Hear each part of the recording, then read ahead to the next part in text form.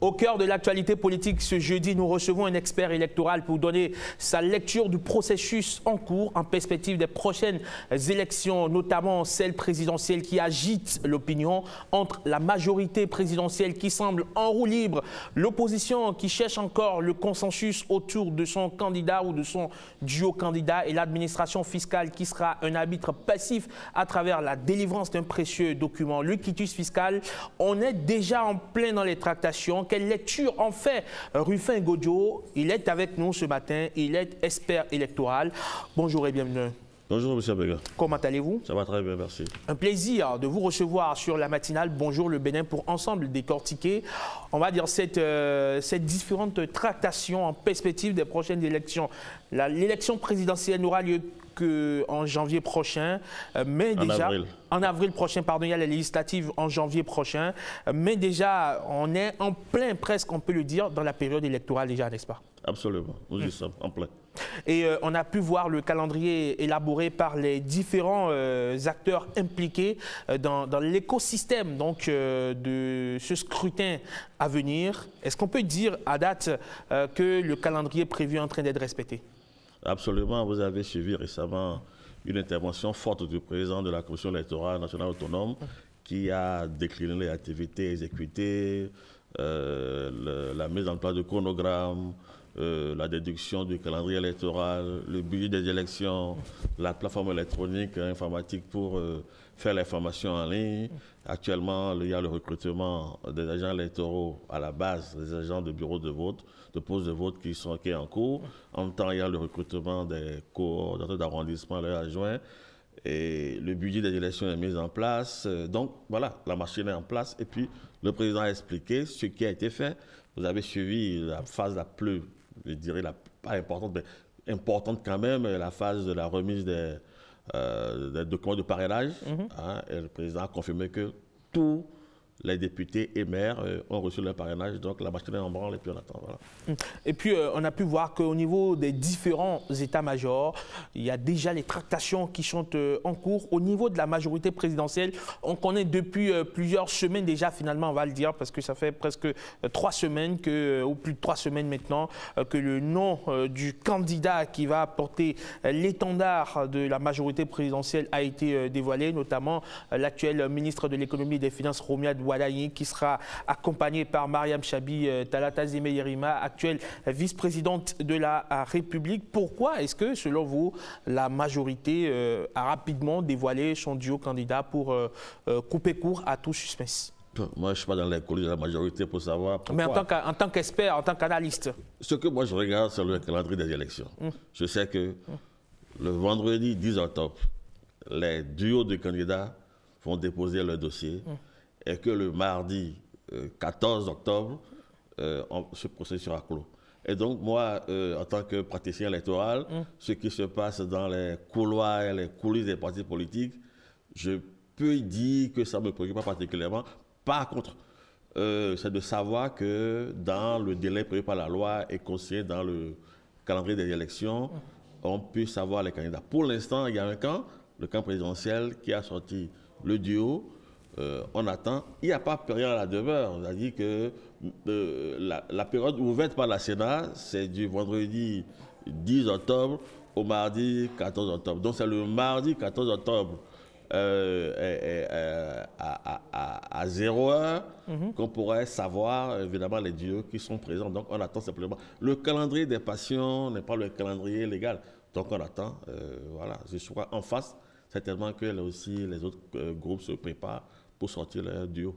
Alors pendant longtemps, le chef de l'État, Patrice Talon, avait annoncé qu'il dirait ou dévoilerait le nom de son successeur le plus tard possible pour laisser justement ses collaborateurs être concentrés sur les projets et programmes de développement. Finalement, on se rend compte que la majorité présidentielle je vais dire, la primeur sur l'opposition qui est toujours à la recherche de consensus autour de son candidat. Ah, vous êtes dans le secret des dieux, moi je ne sais pas. Pas dans le secret des dieux. Pour le moment, ce que je dis, ce n'est que factuel. Hier encore, on a appris que le président du Parti Les Démocrates a ouvert, on va dire, une forme de plateforme pour un large consensus autour du duo candidat qui sera désigné. Pour l'instant, factuellement, les démocrates, principal parti d'opposition, n'ont pas encore de candidat. Mais voilà, une élection, c'est comme un match de foot. Il faut au minimum 2 équipes, forcément. Pour l'instant, nous connaissons les personnalités qui sont devant pour la première équipe. Il faut forcément au minimum un duo pour qu'il y ait élection. Donc on attend que le Parti des démocrates... Selon vous, qu'est-ce qui pourrait éventuellement bloquer le parti d'opposition à date? Il s'agit de gérer un État. Ce n'est pas une affaire facile du tout. Et donc, quoi qu'on dise, une présidentielle qui est un scrutin qui met des personnalités directement en face de l'électorat, ce n'est pas un choix qui se fait vraiment comme ça. Et donc, et puis ça a des conséquences lourdes. Selon les personnalités que vous présentez, les résultats peuvent varier. Hein, et donc, je peux comprendre que vous pensez qu'au niveau de la mouvance présidentielle, ça a été très facile de sortir le duo du ministre d'État Wada et la vice-présidente. Je ne pense pas. Je ne pense pas. Donc, les difficultés peut-être qu'il y a eu, ou bien les grincements de dents, ou les tractations qu'il y a eu au niveau de la mouvance présidentielle, on pourrait aussi, de façon naturelle, les remarquer au niveau de l'opposition. Ce n'est pas ça qui est inquiétant. Ce qu'il faut, simplement que, dans le délai prévu par la loi, on connaisse les duos qui veulent aller, n'est-ce pas, à cette compétition-là pour diriger notre pays. Mais en restant taiseux presque pour le moment, est-ce que la principale formation d'opposition ne risque pas d'être distancée sur le terrain en termes, on va dire, d'enracinement du candidat de la majorité présidentielle dans la tête de l'électeur? Parce qu'on voit que c'est le duo de la majorité pour le moment qui fait, comme on le dit de façon triviale, la pluie et le beau temps pour le moment sur le terrain. Derrière les deux camps, nous avons un ancien président de la République et le chef de l'État. Donc 2 hommes particulièrement expérimentés qui savent comment il faut bouger les pions, comme un jeu de dames. Et donc je dis, si l'opposition attend, elle a ses raisons, peut-être des difficultés, mais elle a ses raisons. Pour moi, c'est le mardi 14 octobre qui est la date butoir pour analyser. Pour l'instant, les partis seront en train de réfléchir pour voir qui va porter leur couleur. On s'imagine quand même que depuis 2021, ils savent, à tout le moins, bien sûr, ils savent qu'en 2026, il y a une course à la succession du président Patrice Talon. Pourquoi ce n'est que maintenant, selon vous, que le consensus est en train d'être recherché autour du duo candidat? Mais parce que simplement en 2021 et maintenant, il y a eu des réformes du code électoral. Et donc, les conditions pour participer à l'élection présidentielle ont changé, et fondamentalement changé. N'oubliez pas que ce n'est pas que le parrainage, c'est un parrainage de députés et ou de maires qui couvre le 3/5 des circonscriptions électorales. Ce n'est pas une mince affaire. Et donc, tout ça demande des réglages plus corsés, plus complexes. Je peux comprendre ça. Pourquoi c'était que maintenant? La question pourrait se poser, non? Ils auraient quand même pu dégager naturellement un candidat qui fait consensus depuis et le dévoiler à l'occasion de cette période électorale. Ce qui est tard, c'est le 15 octobre au petit matin. D'accord. Vous êtes patient? Ah ben oui, l'électorat n'est pas patient, ça veut dire qu'il a des problèmes. Il n'y a pas de difficulté. Pour moi, c'est le mercredi 15 octobre au petit matin qu'on dira, ah bah, il n'y a qu'un seul duo, sinon, pour l'instant, il n'y a pas de problème. Alors, on a vu également le parti d'opposition s'indigner contre une certaine orientation ou certaines pratiques de la direction générale des impôts. Ils ont houspété, ils ont eu gain de cause. Ça aussi, ça fait partie du jeu électoral. Ah ben oui, du jeu politique. Du jeu politique, je veux dire. Oui, mais l'affaire électorale est hautement politique. Et donc, s'il y a des difficultés, bon, dans un premier temps, on veut savoir pour quel type d'élection on cherche le quitus fiscal, n'est-ce pas? Bon, après, ça a été tranché. Oui, c'est le jeu politique. Il n'y a pas de crainte particulière à avoir en la matière. Pour diriger le Bénin, il ne faut pas devoir à l'État béninois. Pour diriger le Bénin, il faut payer ses impôts. Et donc, c'est tout à fait logique que le législateur demande à toute personnalité en position de diriger le pays ou d'aller au Parlement, d'être ajoute ses impôts. Monsieur Amégan, vous payez vos impôts, n'est-ce pas? Bien sûr. Ah ben voilà, donc celui qui doit diriger, il doit payer ses impôts. Mais justement, la crainte de l'opposition est qu'un outil administratif ne devienne pas, on va dire, une épée de Damoclès politique qui plane au-dessus de leur tête. Oui, mais on dit quitus fiscal, donc quitus des impôts. Et quelle est la structure nationale qui dit que M. Améga ou M. Godjo est à jour de ses impôts, de sa dette fiscale? C'est la direction des impôts. C'est la loi qui veut ainsi. Si on veut faire une bataille politique pour les élections, cette bataille se fait au niveau du Parlement. Si les partis qui s'indignent, qui sont très mal à l'aise, ont d'autres propositions à faire, peut-être, je ne sais pas, une instance supérieure pour s'occuper spécialement, composée d'experts des impôts politiques et autres, je ne sais pas, du médiateur, pour sortir les quitus, c'est une perte de marche. Sinon, qui donne pour votre acte de naissance? C'est bien l'ANIP, non? C'est cela. Et donc, il faut bien une structure pour donner un document administratif. Et donc, a priori, il n'y a pas de problème à ce niveau-là. Maintenant, savoir si dans le processus de délivrance et de chicanerie orienté contre certaines personnes, si ce n'est pas le cas, je ne vois pas le... Lors des précédentes élections, le parti avait déjà redouté le quitus fiscal. Ça avait fait objet de débat, ça a fait objet également de polémiques. Une fois encore, on est en plein là-dedans. Pourquoi on a l'impression de revivre la même situation?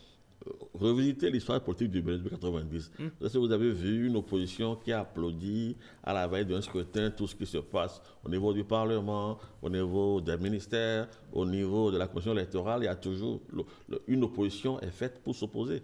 Et donc, a priori, il n'y a pas de problème. Même si ça va se faire de façon mécanique? Ah mais non.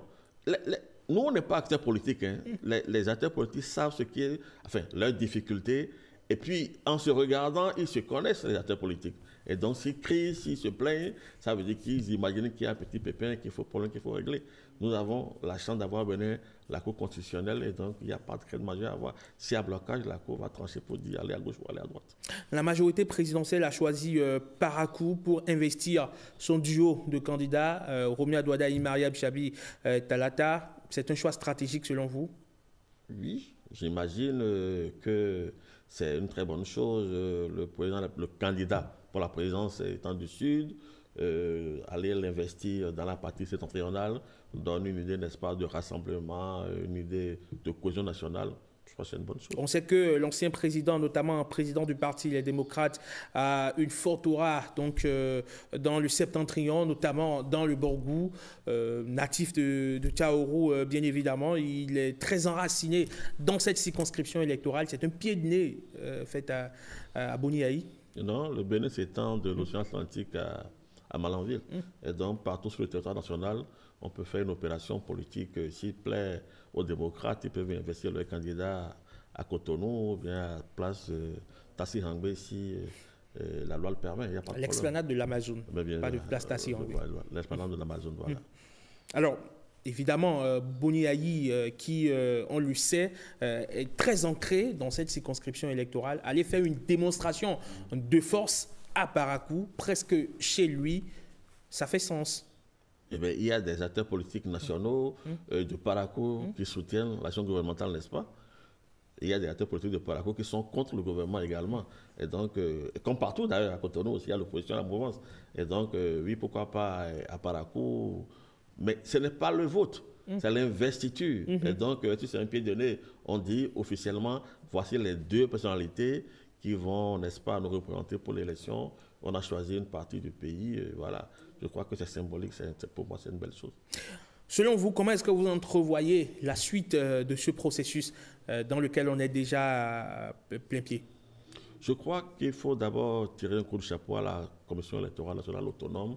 C'est dans une commission électorale, il y a beaucoup de travaux qui se mènent malheureusement dans les coulisses qu'on ne sait pas, avec beaucoup de stress. Et donc, il faut les tirer au chapeau, souhaiter qu'ils tiennent bon, s'il vous plaît, jusqu'en mai 2026. Et donc, ce qu'on n'imagine pas, c'est que pour l'instant, l'opinion est un peu perturbée par les candidatures pour la présidentielle, mais véritablement, du point de vue technique, ce sont les élections générales couplées législatives et communales qui préoccupent fondamentalement la Commission électorale, parce que c'est déjà en janvier là. Et donc c'est tout proche, c'est quand même du lourd. C'est la première fois. On a fait déjà au Bénin des élections couplées. Mais couplage des législatives et des communales, c'est la toute première fois. C'est inédit. Et donc vous pouvez imaginer tout ce que ça implique comme difficultés, contraintes, réglages à faire. Donc voilà. Il n'y a pas de crainte majeure. C'est des personnalités très très outillées. Le gouvernement est à l'écoute, a laissé les moyens. Donc moi, je n'ai pas de problème. Avez-vous des appréhensions? Ah ben oui, une élection n'est jamais une affaire facile. Jamais nulle part une affaire facile. Et personne ne peut dire à quel moment précis un petit grain de sable peut créer une difficulté dans le système. Le processus électoral est un processus qui génère, disons, des crises, des difficultés. Et donc, il faut suivre avec beaucoup d'attention et toucher du bois pour que, voilà, dans les phases critiques, il n'y ait pas de problème. Nous allons faire la campagne électorale. La campagne électorale, c'est théoriquement l'affrontement des idées. Mais il se peut que pour une raison ou pour une autre, des hommes et des femmes s'affrontent physiquement sur le terrain. Le jour du scrutin, il s'agit d'ouvrir peut-être 16 000, 17 000, 18 000 postes de vote avec, je ne sais pas, peut-être 60 000 agents électoraux. C'est du lourd qu'il faut déployer. Il y a les questions sécuritaires dans la partie centrale du pays. Il y a beaucoup de difficultés. Donc voilà, c'est de prier pour que tout ça se passe normalement et que l'on demande des différents scrutins dans les résultats pour continuer le développement du Bénin. On voit des accords politiques se signer en cette veille du scrutin, notamment le parti FCBE qui allait signer des accords avec les partis de la majorité, notamment l'UPR et le BR, une opposition qui pactise avec une majorité. Ça fait sens? J'estime que les acteurs, monsieur Amégan, j'estime que les acteurs qui s'engagent dans ça ont de bonnes occasions de procéder ainsi. Si c'est pour le bien du pays, je dis bravo. Bon, ça peut peut-être heurter quelques opinions fragiles ou bien... Mais je me dis, bon, si une opposition estime qu'enfin, vous pouvez dans l'opposition critiquer, regarder quand même ce que je critique là, il y a quand même du bon dedans, voilà, je rejoins la BAC. Oui, voilà, pourquoi pas. On a vu ailleurs le parti au pouvoir s'allier avec la gauche pour pouvoir faire front au Rassemblement national lors des législatives. On peut dire que c'est ce qui essaie de se passer ici aussi? Tout est possible en politique. En politique, tout est possible. Très laconique comme réponse. Ah ben oui. Vous n'avez pas envie de vous engager sur des analyses? Non, moi je suis expert électoral. Les acteurs politiques et les experts dans les politiques pourront aller en profondeur. Moi, je suis ce qui est électoral, ce qui est électoral. L'expert électoral a des outils. Et voilà, c'est un petit, hein. Vous remettez l'argile, vous demandez, nous voulons un canari, nous voulons un vase, nous voulons un pot de fleurs.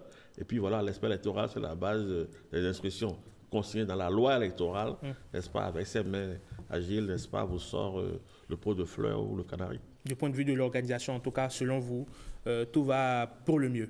Il n'y a pas de crainte à avoir. Il y a simplement à féliciter la Sénat, à souhaiter que dans cette période difficile, qu'ils aient le cran, la force physique, mentale pour continuer le travail. Rufin Godio, merci. Merci beaucoup, M. Amégan, c'est un plaisir. Merci d'être passé sur Bonjour le Bénin pour donner votre lecture donc, du processus électoral en cours dans notre pays qui devrait justement nous conduire aux élections générales de 2026, notamment celle législative le 12 janvier prochain avant la présidentielle en avril. Vous passez une excellente journée du jeudi et vous nous revenez dès que vous pouvez.